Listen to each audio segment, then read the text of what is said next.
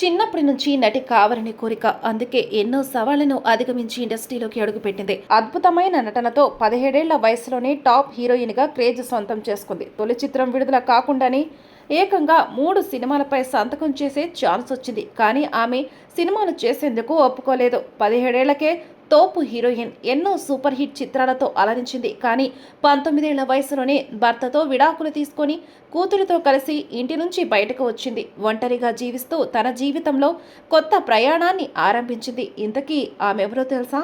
తానే ఒకప్పటి హీరోయిన్ రుక్సార్ రెహమాన్. దీపక్ ఆనంద్ దర్శకత్వం వహించిన యాద్ రఖేగి దునియాలో కథానాయికగా అరంగేట్రం చేసింది. అదే ఏడాది రిషి కపూర్ సరసన ఇతేహ ప్యార్ చిత్రంలో మెరిసింది. 17 ఏళ్ల వయసులోనే టాప్ హీరోయిన్ అయింది.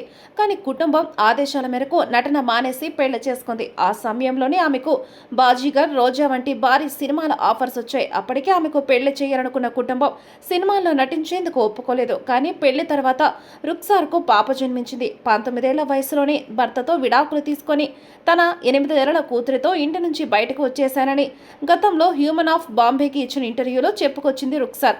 ఆ తర్వాత నటన వైపు కాకుండా సొంతంగా దుస్తుల దుకాణాన్ని ప్రారంభించింది. కొన్నాళ్లకు మరోసారి సినీ రంగం వైపు అడుగులు వేసింది. దశాబ్దం తర్వాత ఆమె రామ్ గోపాల్ వర్మ నిర్మించిన డి సినిమాతో ఇండస్ట్రీలోకి రీ ఎంట్రీ ఇచ్చారు.